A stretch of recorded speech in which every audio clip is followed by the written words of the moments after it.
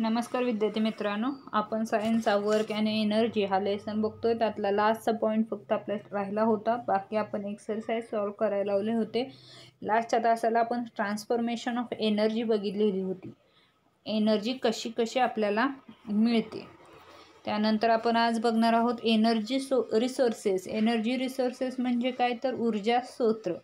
The resources used for getting energy can B classified into two types. ऊर्जा मिळवण्याची साधने म्हणजे ऊर्जा स्रोत होय. या ऊर्जा स्रोताचे दोन टाईप पडतात. एक आहे conventional energy resources and second आहे नॉन कन्व्हेन्शनल एनर्जी रिसोर्सेस.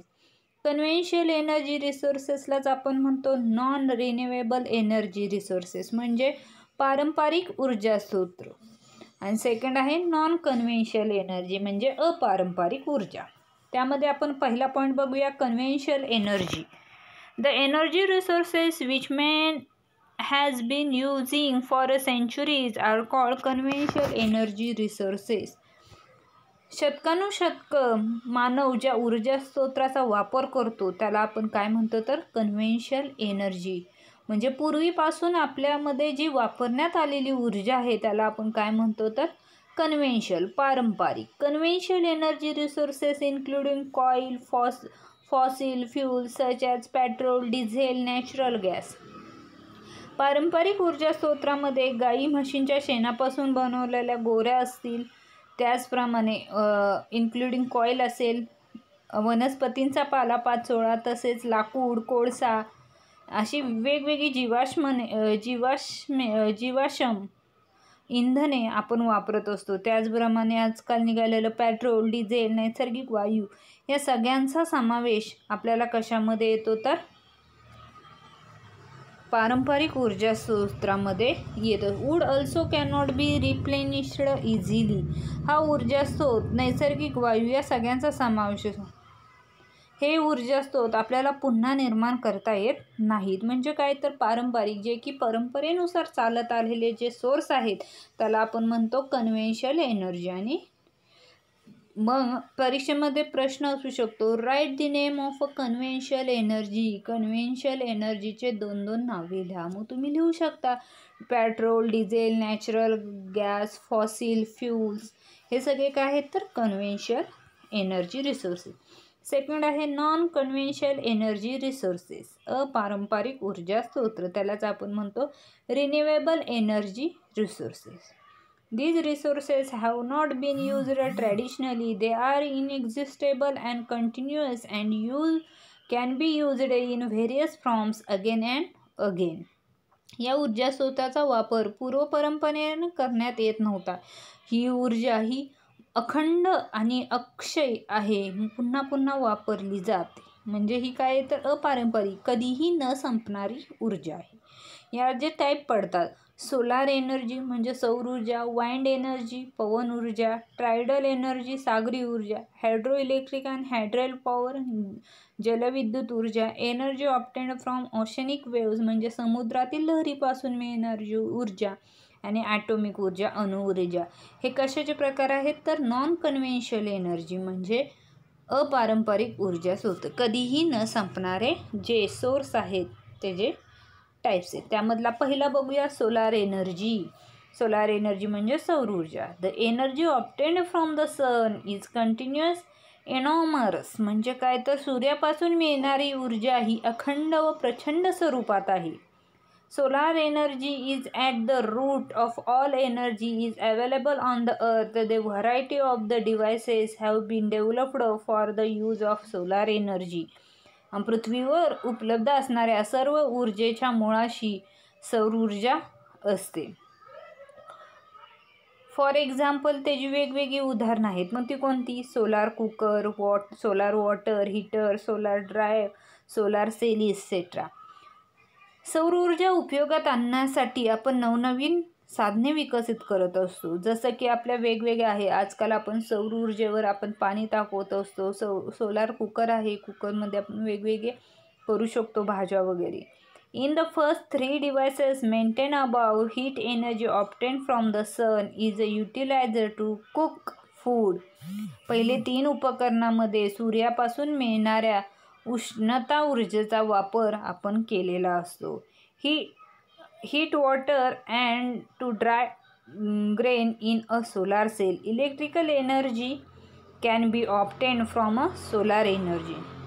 म्हणजेच काय तर अन्न शिजवणे, पाणी गरम करणे, धान्य वळवणे शक्य झाले आहे. तसेच सौर विद्युत घटामुळे विद्युत ऊर्जाही आपल्याला मिळू लागली आहे. Solar electric plants have the capacity to produce electricity on a large scale. A solar plant consist of many solar cell. म्हणजेच काय तर मोठ्या प्रमाणात विद्युत निर्मिती करण्याची क्षमता सौर विद्युत यंत्रेमध्ये आहे. या संयंत्रात अनेक सौर विद्युत घट ही आपल्याला असतात. सेकंड आहे वाइंड एनर्जी. वाइंड एनर्जी म्हणजे पवन ऊर्जा.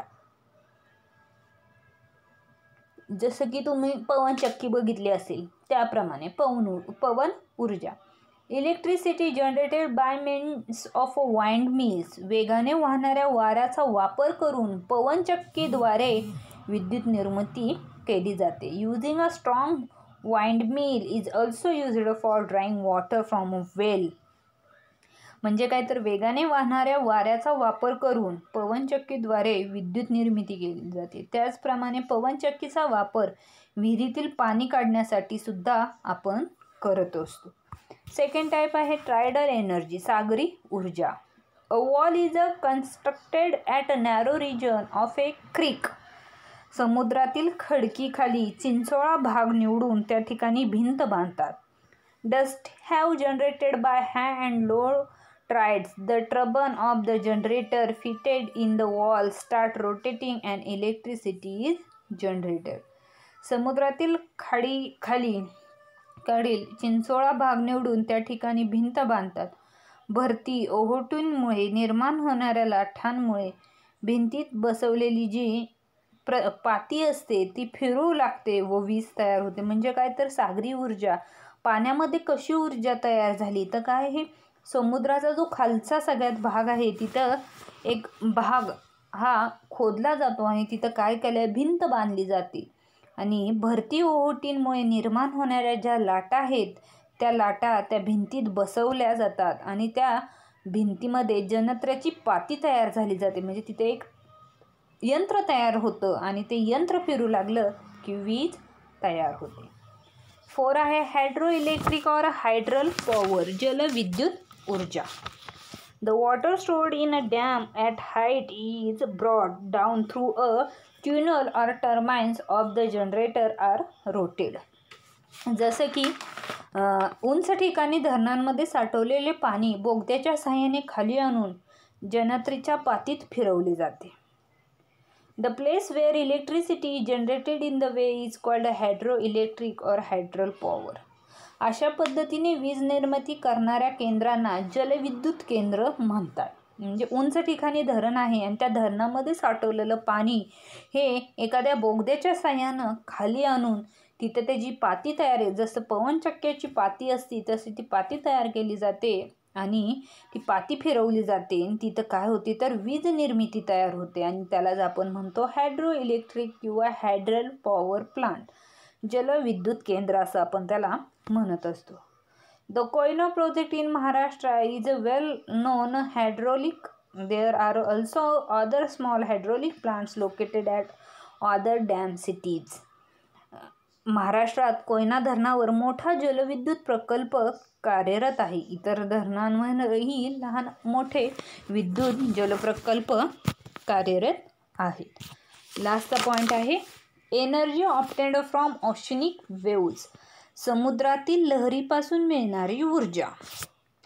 When sea waves move forward in a certain direction, the water moves up and down regularly at a position. समुद्रातील लाटा पुढे जाताना एखाद्या ठिकाणी पाणी नियमितपणे वर खाली होत असते. या गोष्टीचा उपयोग करून विद्युत निर्मिती केली जाते. म्हणजे काय तर समुद्रातील लहरींपासून म्हणजे ज्या लाटा येतात त्यांपासून मिळणारी जी ऊर्जा आहे ती काय तर वेव्ज मूव फॉरवर्ड म्हणजे काय तर लाटा पुढे जात असताना जशी समुद्रामध्ये लाट येते त्याप्रमाणे तेथील ऊर्जा तयार होते.